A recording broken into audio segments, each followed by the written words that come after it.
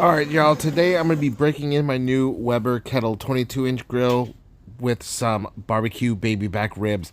Now I'm starting a charcoal chimney with the little tumbleweed action. Now I set up my snake with hickory wood chunks and about enough charcoal to last about a 4-hour cook between 250 and 300 degrees.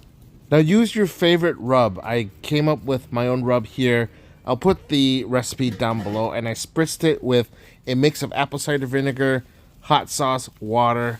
Again, you can go ahead and use your favorite spritz. Now after 3 hours, it's ready for a Texas crunch. I just put in a little bit of butter, Mike's Hot Honey on top, wrapped it up, and put it back on the grill to an internal temperature of about 200 and 203 degrees.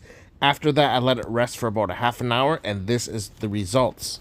Ribs are really a no-fuss cook. Once you dial in the temperature of your grill or smoker, all you have to do is just let it sit there and do its thing.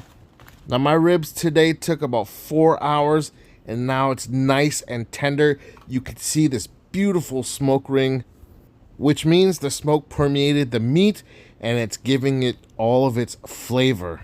I can't wait to dig into these ribs. They're super smoky, nice and tender, without being fall off the bone. It's going to give you a really nice bite and soft chew.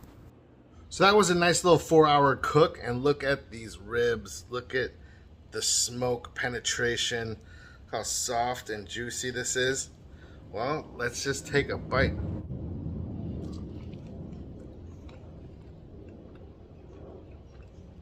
I was left pretty speechless. These ribs were delicious, super smoky, nice and tender, juicy. I love it.